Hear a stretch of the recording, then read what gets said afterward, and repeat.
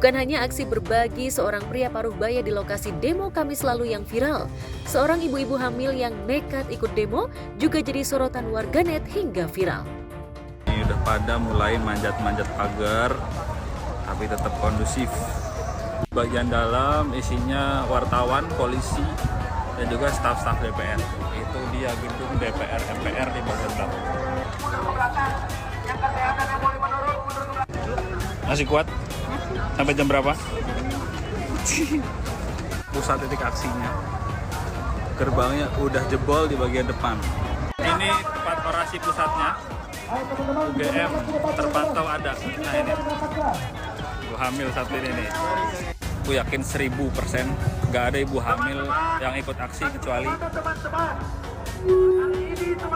sampai dikira cosplay, dikira hamilnya cosplay padahal hamil beneran. Yang PR itu aku yang harus jagain, aku kenapa-napa. Udah mulai bakar-bakar dan mau ngedobrak masuk ke gedung DPR.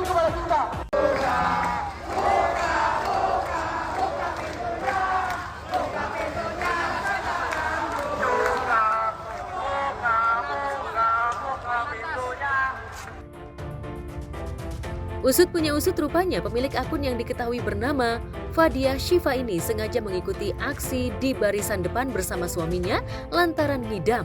Pada video yang diunggahnya, sang suami menuturkan jika istrinya ngidam ingin ikut aksi, bahkan selalu ingin berada di barisan depan meski dengan resiko ricuh. Ngidam paling aneh sedunia, bukan ngidam makanan, bukan ngidam apa, tapi ngidam aksi. Ini berkali-kali mendekati titik pusat aksi nih. Tadi udah sempat dipukul mundur, kita maju lagi. Maju terus, pantang mundur.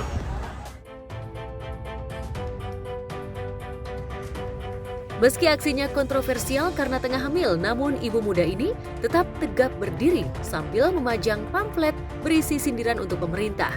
Bahkan pada postingan di akun Instagramnya, ia menulis satir. Ibu hamil ini lebih memilih kawal keputusan MK dibanding makan roti 400.000, tulisnya. Ya, langkah nekat dan cukup beresiko ini jelas memantik reaksi beragam dari warganet hingga selebriti. Lantas bagaimana reaksi mereka atas tindakan ibu muda yang tengah hamil ikut aksi ini? Udah mau jam 5, jadi izin buat aksi cuma sampai jam 5. After jam 5 pasti akan chaos dan anarkis. Jadi udah ya, tugas kita selesai. Saatnya kita pulang. Dedek, kita pulang. Bye-bye.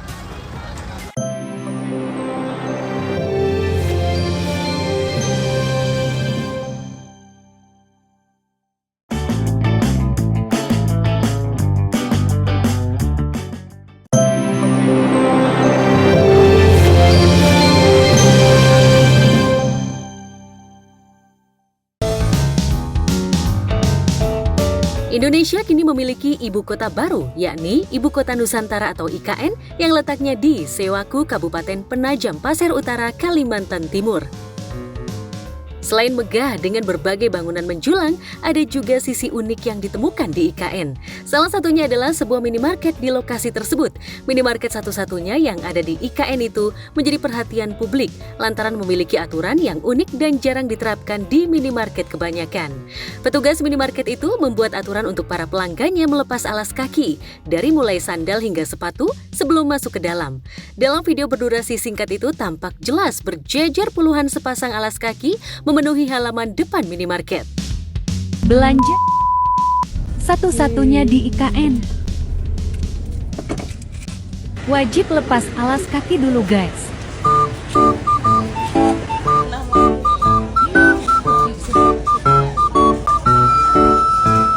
Itu dibuat atau itu ya terserah tokonya gitu ya. Ya mungkin karena lagi pembangunan, biar bersih gitu kan, takutnya pas dari luar banyak abu gitu kan. Ya sebenarnya itu hak masing-masing sih. Ya mungkin juga nanti pas sudah bangunannya selesai, abunya udah kurang, mungkin alasnya bisa dilepas.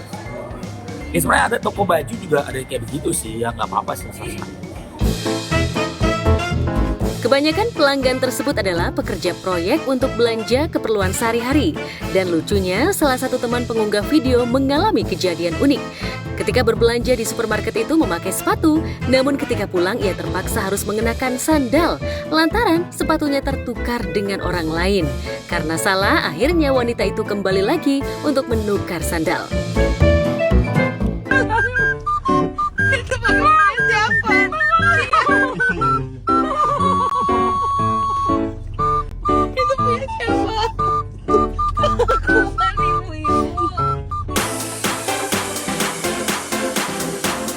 Di tempat terpisah, malam puncak selebrasi spektakuler RCTI 35 bertabur bintang. Selebrasi spektakuler RCTI 35 ini menampilkan performa dari artis terfavorit dan band legendaris papan atas tanah air. Tentu saja kehadiran band legendaris ini, pemirsa bisa bernostalgia dengan penampilan dari band legendaris Dewa 19 dan Jamrud. Tak hanya itu, penonton juga dimanjakan dengan berbagai penampilan luar biasa oleh Virsa, JKT48, Dipa Barus, Wisnu Santika, Liquid Silva, Eka Gustiwana, serta nama-nama besar lainnya seperti Judika, Lesti Kejora, Rosa, BCL, Afgan, Yura Yunita, Doni Maula, dan Ariel Noah. Tak sampai di situ, sederet nama-nama musisi masyhur pun ikut memeriahkan acara ulang tahun RCTI yang ke-35, seperti Ahmad Dhani, Triad, Vidi, Giring Ganesa, Bams, Aldi Taher, Rizky Bilar, Liodra, Tiara Andini, Mahalini, Ziva Magnolia. Tidak ketinggalan pula Salma Salsabil, Nabila Takiyah, Roni Parulian, Nyoman Paul, dan tentunya kemeriahan selebrasi spektakuler RCTI 35 ini dipandu oleh Vidi Aldiano, Enzi Storia, dan Boy William. Selamat ulang tahun RCTI yang ke-35. Are you ready to party? Work, work.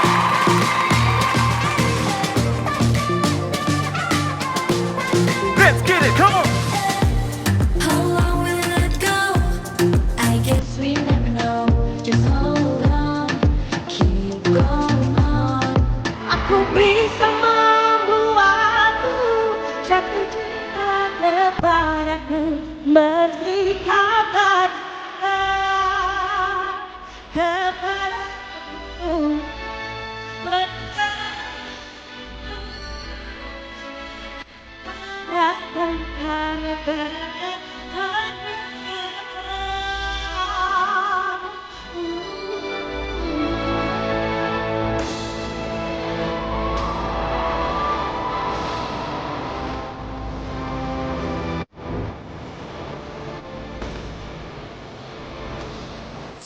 Seru banget, bangga pastinya dan happy. Terus hari ini juga aku menyanyikan lagu aku, happy juga. Malam puncak selebrasi spektakuler RCTI 35 bertabur bintang ini dibuka dengan penampilan ciamik JKT48 yang kolaborasi dengan Dipa Barus. Penampilan JKT48 itu mampu mengguncang panggung selebrasi spektakuler RCTI 35. Disusul dengan Lesti Kejora dengan tembang pembuka Bukan Cinta Biasa. Namun yang tak kalah mencuri perhatian adalah ketika Judika dan Lesti Kejora berduet membawakan tembang Bukan Karena Tak Cinta yang disisipi dengan alunan dangdut.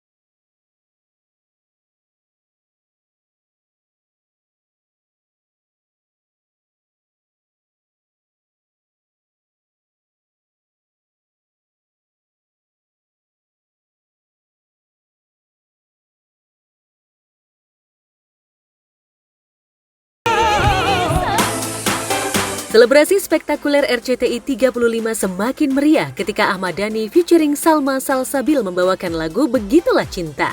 Dan yang tak kalah seru adalah penampilan band Triad. Jika sebelumnya Ahmad Dhani yang menjadi vokalis, namun di hari jadi televisi swasta pertama tanah air itu menggait Aldi Taher, Bams, dan Giring. Ketiganya ditantang untuk membawakan lagu-lagu hits Triad. Istri tua merajo, balik ke rumah istri muda. Kalau dua-dua merajo, ada kawin tiga. Mesti pandai bohong, mesti pandai temberang. Oh tetapi jangan sampai pecah tembelang. Tahukah kamu ya cuma aku.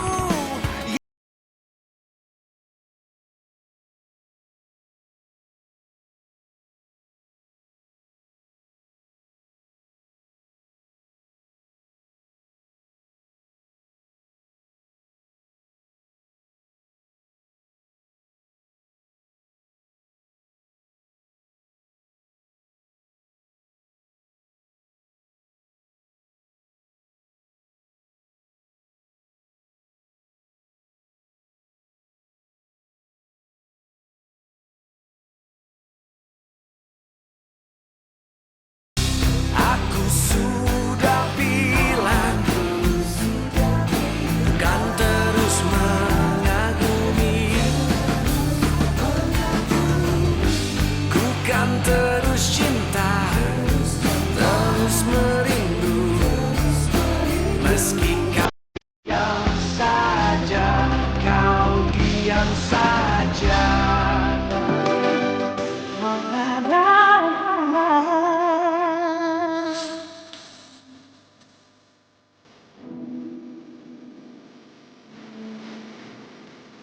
Engkau yang pertama.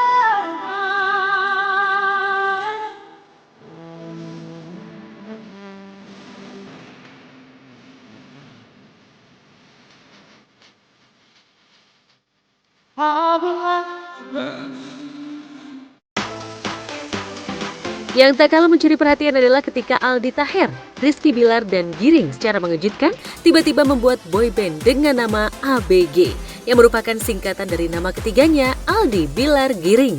Menariknya mereka sudah memiliki penggemar hingga Aldi dan Bilar membagi-bagikan souvenir kepada penonton yang ada di studio. Rencana kan kita ada duet ya, ada Kok mukanya kayak nggak senang gitu, harus happy dong. ya gimana gua ini begini nggak happy.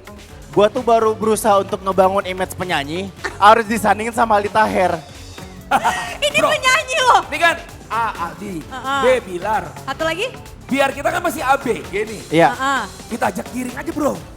Ajak Enggak. Kak Giring. Makan pas Enggak, ABG. bener. Kita Aldi, Aldi, B Bilar. Apa betul perlu RI?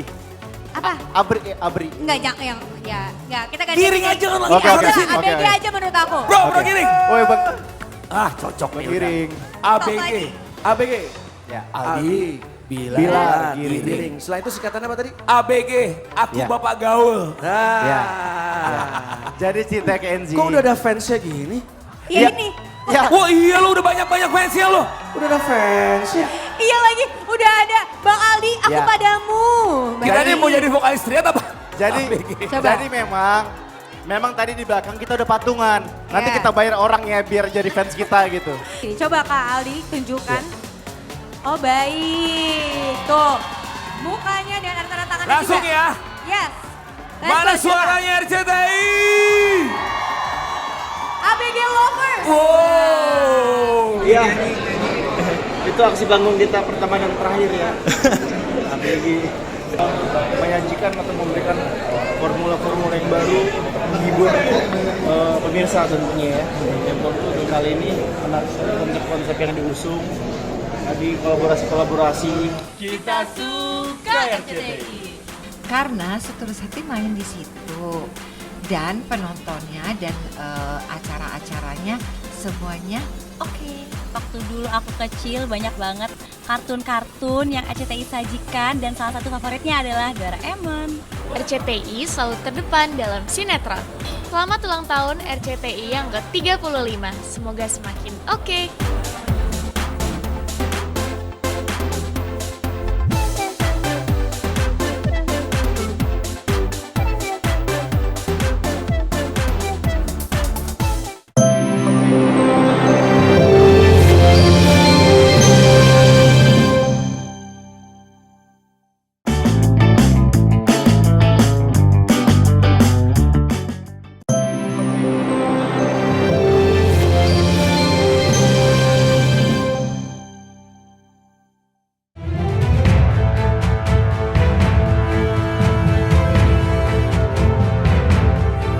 Pengadilan Negeri Jakarta Timur kembali menggelar sidang lanjutan kasus pembunuhan Raden Adante Khalif Pramudityo atau Dante, anak dari selebriti Tamara Tiasmara.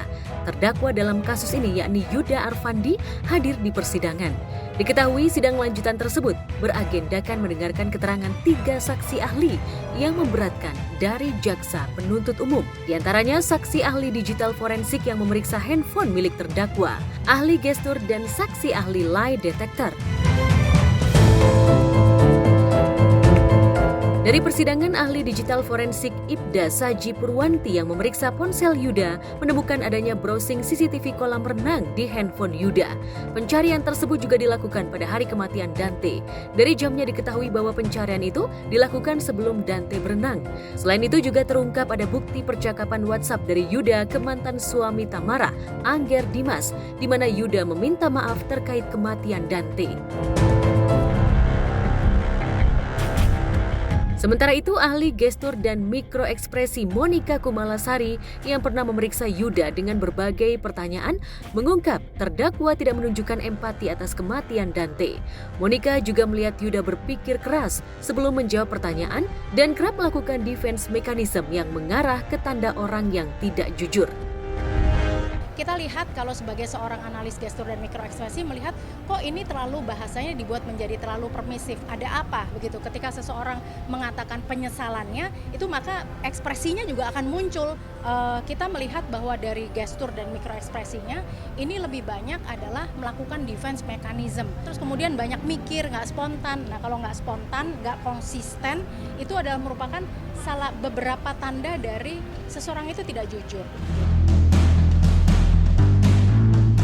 Tak hanya itu, Yuda juga dinilai tak nyaman ketika mendapat pertanyaan dari Monica terkait peristiwa tenggelamnya Dante dan melebar dari hal inti.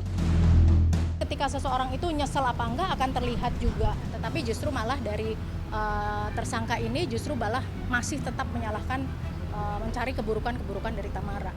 Masih ada kemarahan-kemarahan itu yang muncul gitu. Jadi bahkan dari intonasinya pun juga masih kadang-kadang meninggi ketika saya melakukan wawancara pada saat itu begitu.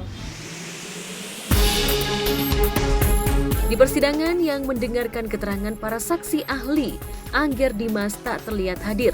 Sementara Tamara juga tak hadir dan hanya diwakili ibunda Tamara, yakni Ristia Aryuni. Lantas apa alasan Tamara tak hadir di persidangan kali ini? Benarkah ibunda Tamara merasa terdakwa Yuda sama sekali tak ada penyesalan usai kejadian yang menimpa cucu tercintanya? Alhamdulillah lancar, dimudahkan, dilancarkan semua saksi ahli. Cuman satu dia tetap nggak ngaku, kelihatan sih ya tadi nggak ada penyesalan. Apalagi dia bilang yang pas searching CCTV dia tetap bilang dia sampai geleng gitu juga. Aku juga gregetan banget, juga keluarganya ya. Itu sama sekali bukan manusia lagi. Pekan depan, sidang akan kembali digelar dengan agenda pemeriksaan terdakwa Yuda Arfandi di depan majelis hakim dan jaksa penuntut umum. Lantas apa harapan ibunda Tamara terkait kasus kematian cucu tercinta? Benarkah terdakwa Yuda belakangan diduga membangun mekanisme pertahanan diri di persidangan lantaran dirinya sudah mengetahui pasal atau hukuman apa yang akan diterima dirinya? Dia udah tahu sih mengenai pasal yang akan dituduhkan dan sebagainya. Juga yang bersangkutan kan mengatakan ketika saya tanya apa sih hal terburuk yang kamu pikirkan akan terjadi pada kamu begitu kan. Terus kemudian yang bersangkutan juga mengatakan bahwa saya sekarang cuma berpikir positif tetapi saya terima aja gitu. Si Dante itu segalanya bagi keluarga kami. Jadi apapun kita minta keadilan dari Allah.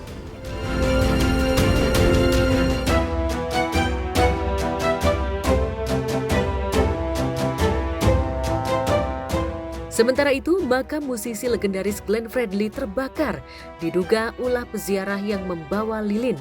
Kejadian tersebut sontak membuat Mutia Ayu, istri mendiang Glenn, sedih sekaligus geram. Meski tak sampai terbakar besar, namun kerusakan itu tetap mengena di hati Mutia. Sebenarnya aku tuh kan rajin banget ya komunikasi dengan orang yang suka ngeberesin makam Glenn kan. Dan tiba-tiba dia ngirim foto bahwa keadaan makamnya Glenn itu lagi kebakar, meskipun sedikit, tidak terlalu fatal, tapi buat aku tuh kayak kaget banget, kenapa gitu kan. Terus pas aku tanyain, ternyata ada yang sejarah membawa lilin. Akhirnya ya terjadilah seperti itu. Mutia sendiri tak pernah melarang para peziarah untuk datang ke makam Glenn. Mutia juga senang hingga saat ini banyak yang datang berziarah dan mendoakan Glenn. Namun Mutia berharap peziarah juga ikut menjaga kebersihan dan keindahan makam suami tercinta. Mengingat putrinya Gewa juga ikut merasakan sedih karena tahu itu rumah ayahnya. Sebenarnya kalau untuk aku nggak masalah selagi tidak merusak, selagi yang penting jangan merusak aja. Ya pastinya kan aku seneng ya, maksudnya Glenn banyak yang mendoakan gitu. Jadi asal jangan merusak itu aja. Dewa sekarang ini dia tuh rajin banget minta datang ke rumah ayahnya. Dan kalau misalkan aku ngasih tahu Dewa, ya ini rumah ayah Dewa gitu, maksudnya rumah ayah Glenn. Itu Dewa tuh kalau misalkan bilang kangen sama ayah, udah pengen ke makam gitu. Jadi ya udah deh, aku minta bantuan orang rumah supaya ya udah ke makam aja gitu. Dia tuh cuman pengen usap-usap tuh nisannya, peluk-peluk gitu doang. Ya, lantaran kejadian tersebut, Mutia langsung meminta penjaga makam untuk memperbaiki. Saat ini makam Glenn pun sudah berangsur membaik. Melalui postingan di akun Instagram pribadinya juga terekam momen saat Mutia dan putrinya Gewa ziarah ke makam Glenn. Rumputnya digundulin supaya tumbuhnya rapi lagi gitu. Jadi dipupukin lagi apalah gitu kan. Aku nggak ngerti sama orang yang biasa ngurusin makamnya Glenn. Tadi Adi udah pegang ayah.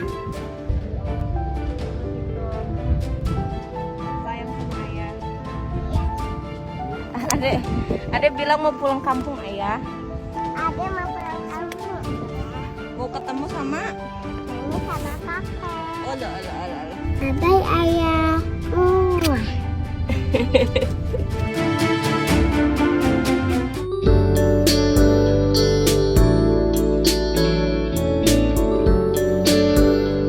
Sementara itu viral di media sosial video Fujian yang tengah memikirkan usianya untuk menikah. Dari video yang beredar terlihat Fuji tengah berbincang dengan sahabatnya dan memikirkan usia yang pas untuk menikah. Dari percakapan itu terurai Fuji nampaknya siap menikah di usia 29 tahun. Mau nikah gak ya? Ya lu nikah lah, tapi ntar-ntaran aja suka kamu yang kamu nyaman. Umur berapa? Kalau aku sebenarnya mah udah pengen nikah nih, tapi belum dikasih jodohnya sama Allah nih. Maksudnya yang bener-bener, kalau jodoh tuh definisi udah nikah ya. Udah nikah itu baru jodoh. Ya, Fuji nampaknya benar-benar memikirkan usia yang pas untuk melepas masa lajang dan lebih memilih untuk telat menikah dengan alasan masih fokus merawat Gala dulu. Statement Fuji siap menikah di usia 29 tahun nampaknya dilandasi karena dirinya masih menimbang-nimbang dan memikirkan berapa usia Gala saat dirinya menginjak 29 tahun. Menurut Fuji, angka 29 tahun dirasa pas karena saat itu setidaknya Gala sudah SMP. Keputusan wanita 21 tahun itu pun juga didukung oleh sahabatnya, mengingat menikah memang tak ada batas waktu terkait usia. Gitu, kalau 29 ya nggak apa-apa juga, karena nggak ada time limit. Kamu mau nikah kapan, it's definitely keputusan kamu 100%. Pasti kayaknya 29 tuh Gala SMP kayaknya. Fuji nikah ntar deh. Nah kan juga ada waktunya. Pas gak, guys? Kamu berapa sih sekarang? 21. Setidaknya mantan kekasih Thorik Halilintar itu memang tak pernah menjawab perihal target menikahnya. Fuji pernah mengaku dirinya memang tak suka juga diburu-buru untuk urusan menikah. Waktu itu, zaman itu aku masih pacaran sama Thorik, yang orang tuh pada getol, aku langsung cepet. Dan itu aku gak suka disuruh nikah cepet. Oke. Terus mereka tuh, pas aku jawab target usia aku segini, mereka tuh gak terima, mereka tuh ngujud aku kayak, kalau doain yang baik-baik tuh diterima, nggak bagus kalau ngomongnya gini. Lah? Nih, Hah? ini aku jawab, ini pilihan hidup aku. Kalian kenapa banget ngurusin angin? Iya. Kan aku nggak nyuruh kalian nikah. Gimana? Itu kan plan ya. Pilihan hidup aku. Masa Iya. kita nggak punya plan sih? Iya, aneh banget sih netizen. Hoi. Aku Kalian kan tuh nggak kayak yang gue nggak mau. Tuh. Ya emang lagi nggak mau. Iya. Aku pengennya sesuai apa yang target aku udah.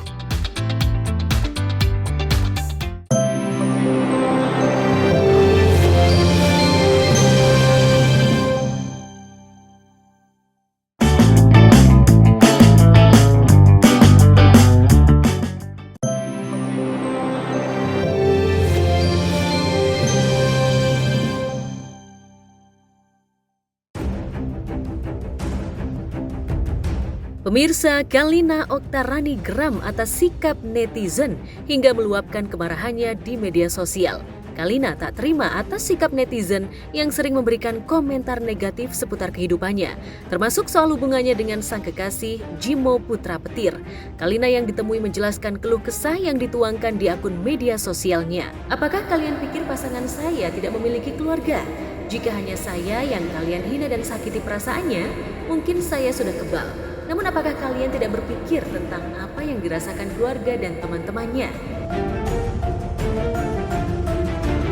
Kalina menyebutkan jika netizen tak sepatutnya mengomentari hubungannya dengan Jimo yang dijalin setelah putus dari pasangan sebelumnya. Sebab netizen tak sepenuhnya tahu keseharian Kalina. Kalian semua tidak tahu perjalanan hidup saya, tetapi bertindak seolah-olah kalian selalu ada di samping saya. Setiap saya memasang foto dengan kekasih saya, banyak komentar negatif. Jika saya menghapusnya, saya dicerca. Dan jika tidak, komentar tersebut mengganggu yang lain. Walau kesal dan tak terima atas komentar netizen, namun Kalina masih belum siap melanjutkan masalah ini ke pihak berwajib. Akan tetapi, jika komentarnya terlalu menyudutkan, ia mengaku akan membawanya ke jalur hukum. Di tengah maraknya perceraian hingga kasus kekerasan dalam rumah tangga di kalangan selebriti, justru Batra rumah tangga Tia Aryestia dan Irfan Ratinggang adem ayem dan jauh dari gosip perpisahan. Keduanya tampak bahagia seperti saat Tia dan Irfan membagikan momen ulang tahun pernikahannya yang ke-10 tahun di laman foto berbaginya. Semburat kebahagiaan terpendar di wajah keduanya. Tentu saja untuk jalan menuju 10 tahun membingkai rumah tangga, ada saja aral dan kerikil terjal. Namun, semua itu bisa dilalui bersama. 10 tahun bukan perjalanan yang singkat, kalau menurut aku 1 dekade gitu. Bukan perjalanan yang mudah juga, bukan artinya aku yang orangnya cengangas-cengenges itu nggak ada ujian, nggak ada cobaan, nggak ada masalah. Sudah pasti di dalam pernikahan itu pasti ada cobaannya, ada ujiannya. Tapi kalau aku sama suami itu kita berdua sama-sama gimana saling toleransi.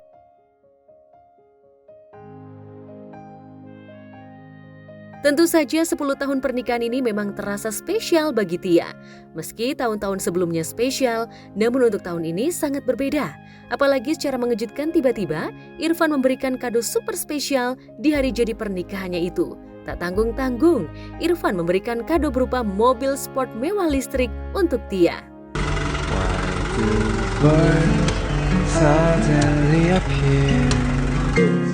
Every time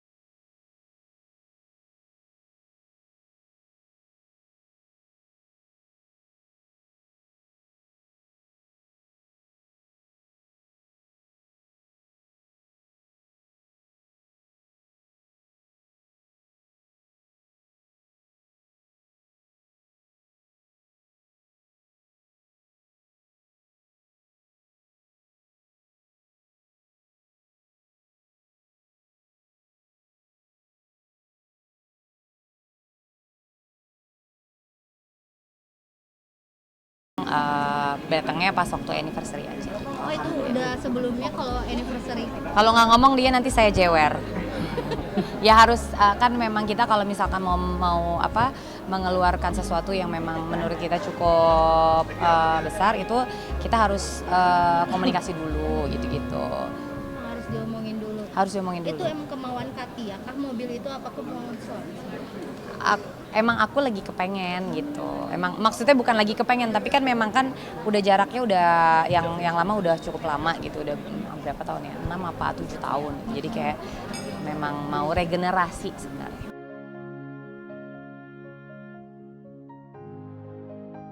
Dan benarkah selain mobil sport mewah dan tak kalah spesial adalah Tia bakal berangkat menunaikan ibadah haji ke tanah para nabi tahun depan bersama dengan suami tercinta.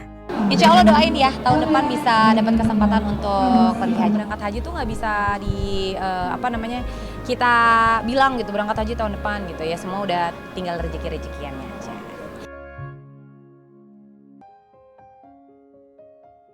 Pasangan Saskia Adia Meka dan Hanung Bramantio mengaku bahagia bisa kembali melakukan ibadah umroh ke Tanah Suci Mekah. Saskia dan Hanung yang ditemui di Bandara Soekarno-Hatta mengaku senang sebab ada kesempatan untuk menyambangi kota Madinah, kota impian mereka. Aduh alhamdulillah ya, karena kemarin kita haji tuh belum sampai ke Madinah. Karena emang kita hajinya tuh waktunya mepet banget, jadi udah excited banget. Akhirnya sekarang umroh bisa ke Madinah, rasanya melengkapi perjalanan kita 2 tahun lalu. Rona wajah keduanya mendadak berubah ketika disinggung soal pengalamannya memasuki jalur Gaza. Saskia pun tak henti-hentinya bersyukur ia masih diberi kesempatan untuk kembali ke rumah Allah Subhanahu wa Ta'ala. Dapat pandangan yang tidak aku dapatkan di media sosial, jadi melihat situasinya secara langsung yang itu penting banget, situasi politik gitu. Jadi banyak terbuka mata dan juga banyak hal yang tidak bisa aku sampaikan juga di sini gitu kan secara publik, tapi hal-hal itu membuat pengetahuan baru yang buat aku penting banget kayak kalau aku nggak pernah berangkat ke sini aku tidak akan benar-benar tahu peta politik seperti apa di sana gitu. Jadi ya alhamdulillah Allah ngizinin kemarin juga dan selamat pulang alhamdulillah, tapi benar-benar mengubah banyak pandangan dan pola pikir aku tentang situasi di sana gitu. Jadi alhamdulillah aku merasa beruntung dan ya udah bahagia sih, kalau aku bahagia banget. Nah kalau anak-anak itu sebenarnya, aku sempat main di Aqsa, tapi sebenarnya anak-anak aku main di Gurun Pasir itu sebenarnya di Jordan. Nah kalau Jordan itu situasinya aman, jadi kalau ada yang mau bantu, mau datang ke sana relawan, punya anak, boleh kan dia ke Jordan lagi? Nah kalau di Jordan, saya mau ngajak anak-anak saya ke Jordan. Tuh boleh ya lagi ke Jordan. Jordan untuk ngajarin anak-anak saya untuk mari kita nyumbang langsung gitu kan. Jadi mainan-mainan kesukaannya anak-anak itu kita relakan buat mereka gitu. Itu kalau Jordan. Dan aku juga pengen anak-anakku paham tentang situasi ada Syria yang terpecah, terus banyak pengungsi Gaza dan lain-lain di tempat yang aman gitu. Ya saya selalu mengapresiasi siapapun ya, tidak hanya yang non muslim tapi yang muslim pun gitu kan.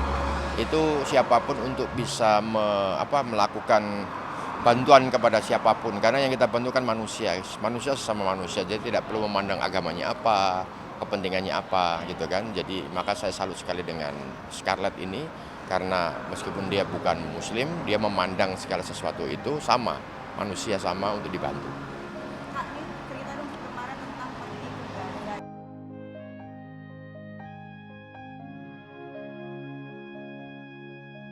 Bukan hanya Saskia, Anissa Rahma yang kini sedang hamil besar juga siap berangkat menunaikan ibadah umroh ke Tanah Suci Mekah.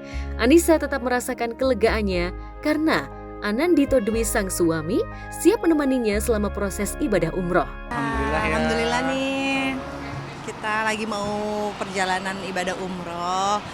Aku dan Dito berdua ya kita, tapi bareng sama para pemenang kuis ya. Ini membuktikan bahwa ibadah umroh itu bukan untuk orang yang mampu, tapi juga memampukan orang yang terpanggil. Nah sekarang nih Anissa dalam keadaan hamil nih, semoga Allah kuatkan, Allah jaga kesehatan bayi dan juga ibunya, semoga bisa menjalankan ibadah umroh dengan maksimal. Amin.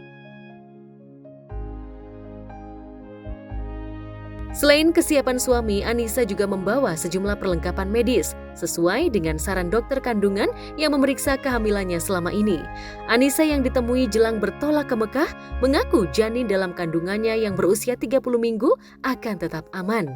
Udah kontrol sama dokter, terus dokter juga udah bilang insya Allah aman, sehat dengan kehamilan aku di 30 weeks ini gitu. Dan aku juga semangat banget gitu karena ngerasa ya ini panggilan Allah. Terus tahun lalu aku ingat banget terakhir umroh itu aku benar-benar berdoa untuk diberikan keturunan lagi yang alami gitu yang kali ini. Dan alhamdulillahnya terkabul. Jadi aku minta diundang lagi ke rumah Allah gitu dan terjawabnya ya sekarang. Ingin langsung mengucapkan syukur dan juga terima kasih kepada Allah di rumah Allah untuk ya Allah ini bukti nyata bahwa doa kami terkabul dan semoga anak kami menjadi anak yang tangguh, yang kuat dan sehat bisa tumbuh dewasa nanti. Amin.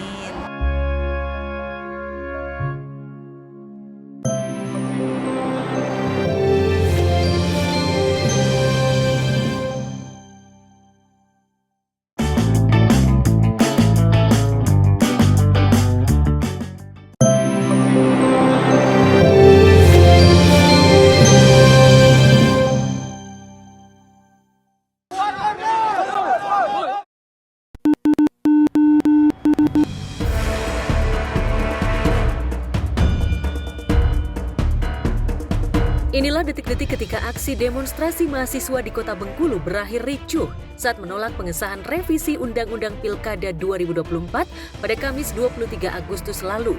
Dari video yang beredar dan dibagikan akun @bem_kbm_unip, video kericuan itu viral di jagat maya. Aksi kericuan terjadi saat mahasiswa menggelar aksinya di depan gedung DPRD Bengkulu.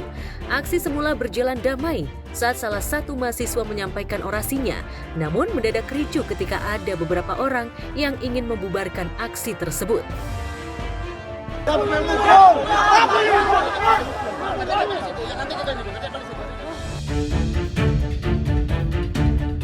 Tak hanya adu mulut dan gesekan fisik, aksi kekerasan terhadap mahasiswa terjadi ketika salah satu diduga oknum petugas keamanan kantor DPRD melakukan aksi kekerasan terhadap mahasiswa.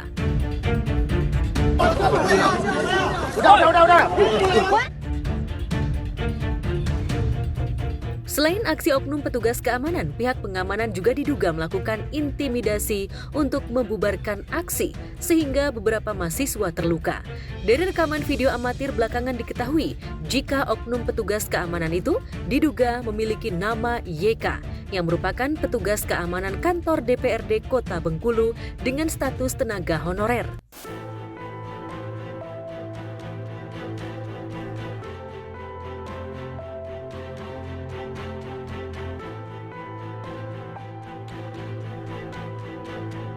Kericuhan aksi mahasiswa yang menolak rancangan revisi Undang-Undang Pilkada 2024 versi fraksi di DPR RI ini tak hanya terjadi di Bengkulu, tapi di beberapa wilayah seperti Makassar hingga Bandung, Jawa Barat. Bahkan terjadi di Jakarta sejak Kamis malam lalu ketika massa mulai mendatangi gedung DPR RI.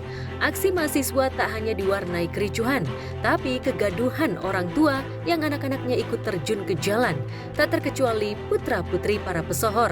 Salah satunya pedangdut Macica Mohtar. Ia sempat ketar-ketir ketika putranya Iqbal Muhammad Ramadan belum pulang ke rumah setelah mengikuti aksi demo Kamis lalu. Apalagi ia sempat mendapatkan kabar jika putranya mengalami gesekan fisik dengan aparat hingga mengalami cedera. Namun, kabar itu belum sepenuhnya bisa dipastikan. Sebenarnya sih ini buat saya sangat memprihatinkan ya, karena namanya saya sebagai seorang ibu dan Iqbal itu anak saya satu-satunya laki-laki ya.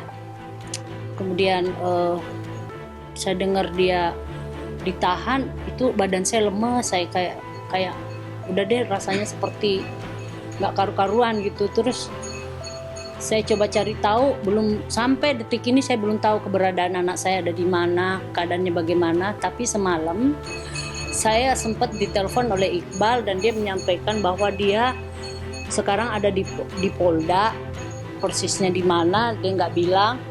Terus dia bilang, saya bilang, kamu gimana nak bebek? Apamu yang kena? Katanya kamu patah di hidung ya? Dia bilang iya, tapi Nggak apa-apa bunda, saya kan laki-laki. Khawatir lah mbak, iyalah. Karena kalau udah begitu aparat juga jadi brutal ya. Kalau brutal itu udah nggak pandang anak siapa, pokoknya ngerasa melawan pemerintah. Dan mereka juga, kita kasihan ya, polisi kan juga mereka punya keluarga, dipasang paling depan babak belur. Jadi yang salah ya adalah kan mau busuk dari kepala ya. Jadi ya kepala negara sekaligus kepala pemerintahan, CQ Presiden Republik Indonesia harus meredefinisi ya niatnya menjadi pemimpin negara, dan ya kroni-kroni di sekelilingnya itu loh.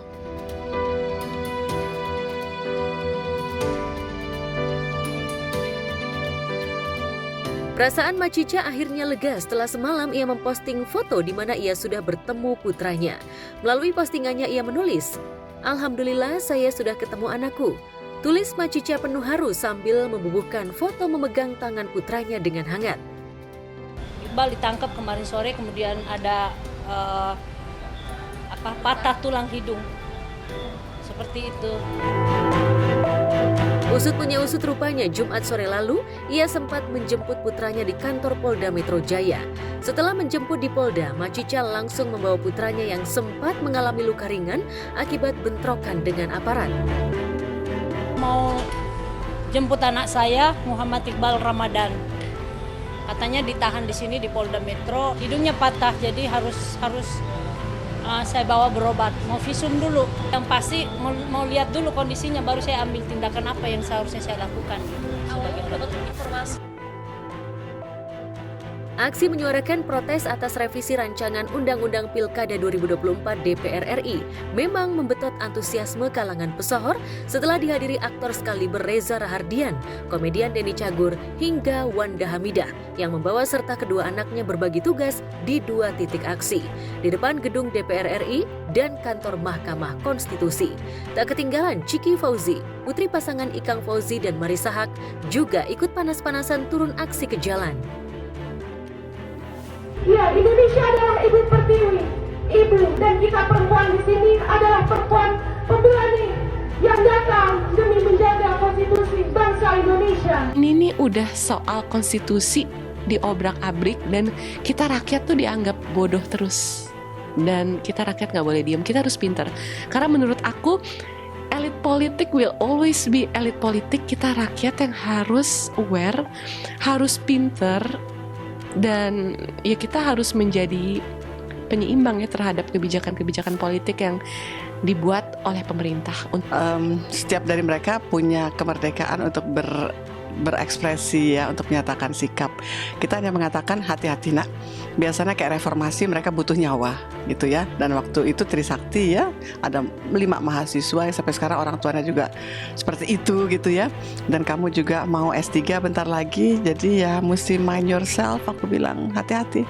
Dan kalau mulai keluar polisinya gas air mata, udah menghindar aja.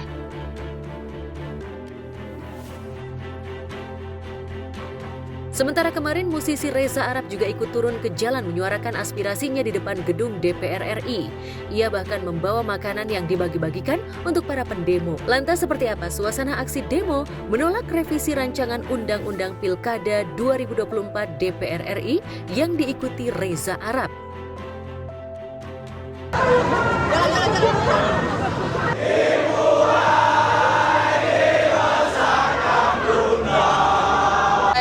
Kemarin gue lagi sakit kebetulan, baru bisa hari ini. Terus ya memang udah niat mau bagi-bagi makanan, tadinya mau nitip. Tapi deket juga pas segala, ya udah gue koordinasi ini itu makanan sama minuman, ya gue bawa. Selain tak setuju dengan hasil rapat antar fraksi di gedung DPR RI yang serba kilat merespon keputusan Mahkamah Konstitusi, rupanya Reza ingin ikut berjuang sambil memberikan bekal makanan agar aspirasi mahasiswa ini murni merupakan perjuangan tanpa ditunggangi kepentingan politik. Demokrasi tetap jalan, amin. Kali ini memang negeri ini nih agak bablas ya. Apa yang terjadi sekarang memang oligarkis, dan kalau anak-anak muda sekarang dan siapapun yang tidak kelihatan tadinya punya kecenderungan berpihak pada mana gitu ya, dan akhirnya harus menyuarakan kegelisahan mereka, itu hak mereka karena mereka adalah aset bangsa ya, calon pemimpin masa depan. Selain kepedulian Reza Arab yang mencuri perhatian juru warta, kepedulian seorang pria paruh-baya pada para mahasiswa yang ikut demo dengan membagikan dagangan asongannya secara gratis juga viral di jagat maya.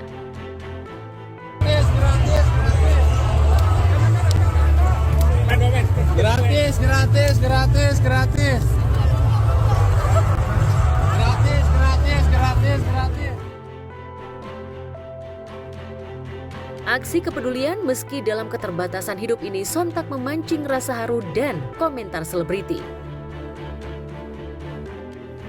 Aku ngeliat video itu ngerasa terwakilkan karena kita ini demonstran, tapi kita butuh makan karena aku ngerasa gimana lemesnya kalau kita nggak makan. Jadi memang penting makan dulu baru abis itu bela negara. Sana banyak ketemu teman-teman yang emang kita satu keprihatinan, satu concerning yang menyatukan kita untuk bersuara di sana. Ini gue juga tuh di sini kok. Tadi tapi gue nggak tahu kalau itu pedagang atau enggak ya. Tadi di sini di KPU tadi ada mahasiswa kalau nggak salah, gue nggak tahu. Please cross check. Tadi ada orang juga bagi-bagi makanan di belakang. Jadi ini keren sih. Ini hal kayak gini tuh kayak andaikan pemimpin-pemimpin kita bisa seperti ini.